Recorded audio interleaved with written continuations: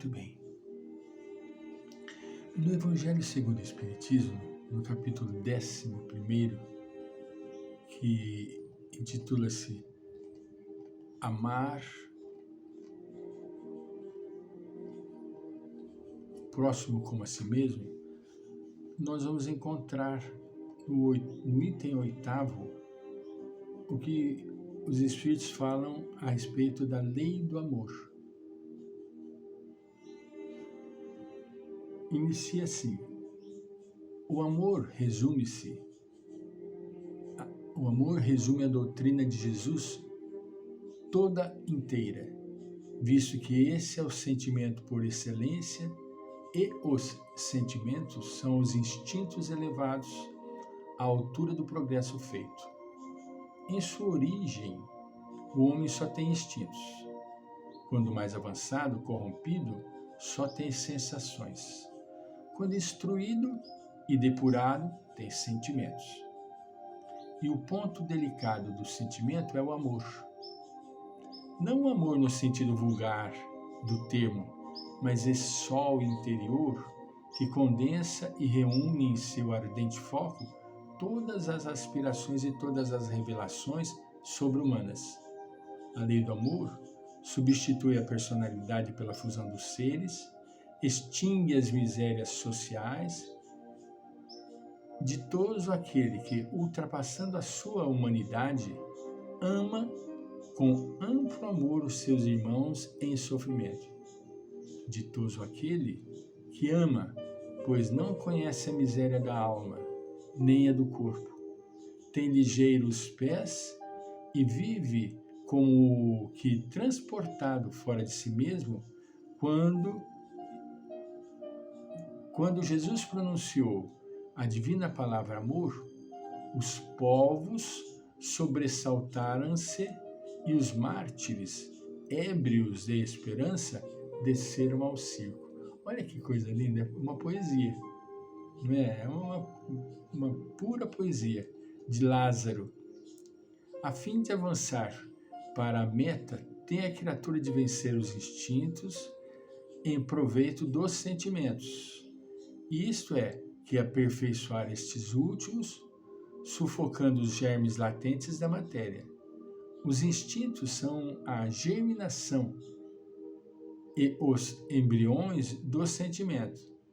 Trazem consigo o progresso, como a glande encerra em si o carvalho. A semente pequenina encerra o carvalho.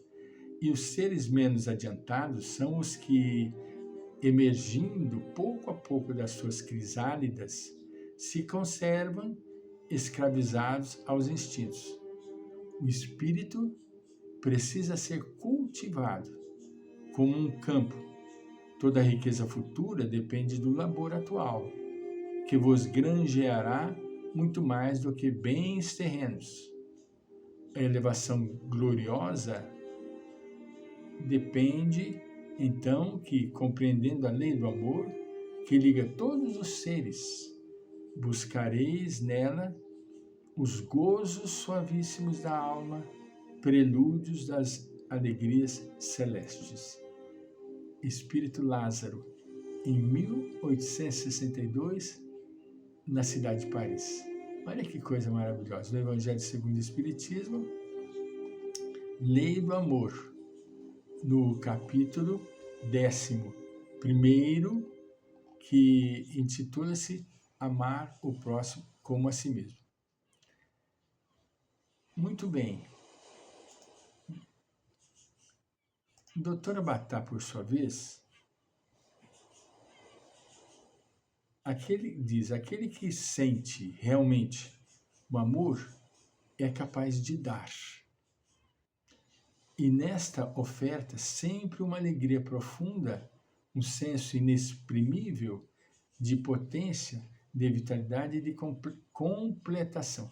Ele se sente completo, porque ele, como desenvolveu a empatia, ele dá e, ao mesmo tempo, ele se identifica com a pessoa que está recebendo. Dar não significa privar-se de qualquer coisa, mas significa expandir-se irradiar a própria energia, expressar a si mesmo, romper o muro de separação e de solidão que circunda os outros seres, vivificando-os com a força do próprio amor. Que coisa alguém dá quando ama? A pergunta que ela faz, que coisa alguém dá quando ama? Dá, segundo Erich Fromm, dá de si mesmo aquilo que possui de mais precioso, dá uma parte de sua vida, dá a própria alegria, o seu próprio interesse, o próprio bom humor, a própria tristeza, a própria alegria, todas as expressões e manifestações daquilo que possui de mais vital. É uma plena doação, não é? Além disso, ele dá a sua própria compreensão, o seu próprio afeto, a sua própria companhia, oferece proteção, consolação, calor e ternura. Este dar é uma realização ativa e criativa porque não fica sem consequências, porém provoca uma reação análoga na outra pessoa e evoca a adormecida capacidade de amor que está latente em todos os indivíduos. O amor suscita amor. Na sua própria simplicidade, estas palavras escondem uma profunda verdade oculta. O homem efetivamente maduro deve possuir seja a empatia, a capacidade de identificação, seja a faculdade de dar. Naturalmente, antes de chegar a este elevado nível de maturidade afetiva, o homem passa através de vários estágios e desenvolve gradualmente a sua capacidade de amar. Muitas experiências mais ou menos dolorosas acontecem ao homem antes que ele compreenda qual é a essência do verdadeiro amor. Ele deve aprender a superar o apego, a possessividade e o egoísmo. E isso não pode ser feito sem sacrifício e sem sofrimento. Olha que coisa fantástica. Vai sofrer e vai se sacrificar. A verdade é que é preciso passar pelo heroísmo antes de chegar ao amor, afirma Bergson. Estas palavras não devem parecer exageradas, pois expressam uma verdade profunda. Contudo, a compreensão do quanto é difícil alcançar a maturidade afetiva não deve causar medo, porque, como já dissemos, a maturidade vem por graus, quase sempre de maneira espontânea e natural, à medida que o homem evolui e desenvolve a sua própria personalidade. Não devemos esquecer, continua a doutora Avatar, como já foi dito antes, que a capacidade de amar é uma faculdade potencialmente inata em todos os homens.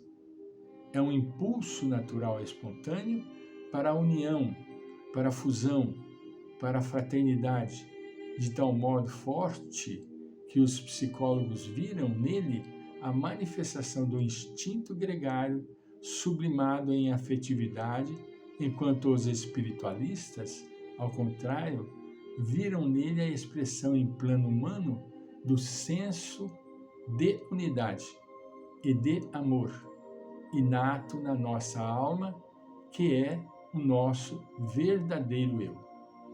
Portanto, mais cedo ou mais tarde, essa capacidade deverá manifestar-se em toda a sua plenitude e fluir sem obstáculos e sem limitações.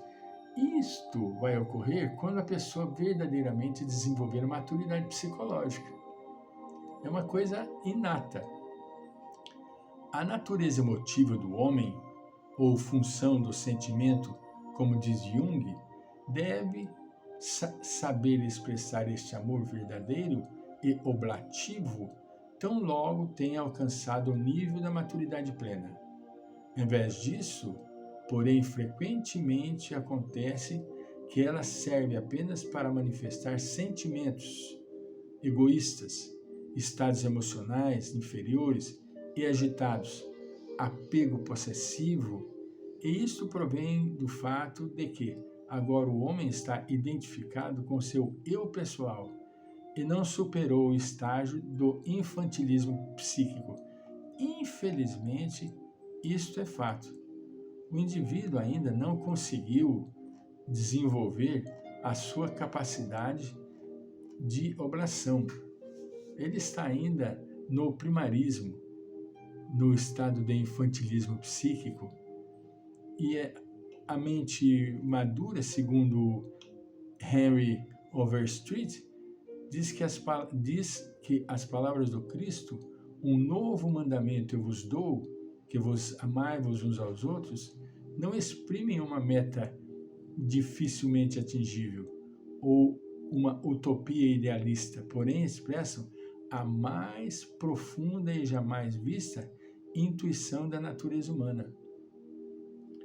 Intuição que hoje encontra confirmação nas afirmações dos psicólogos mais atuais, que dizem que o homem está psicologicamente são se sabe expressar um amor altruístico pelos outros, se superou o egocentrismo e o narcisismo, amor a si mesmo, e se é capaz de afirmar o próximo. Nós estamos caminhando para isso. Voltaremos.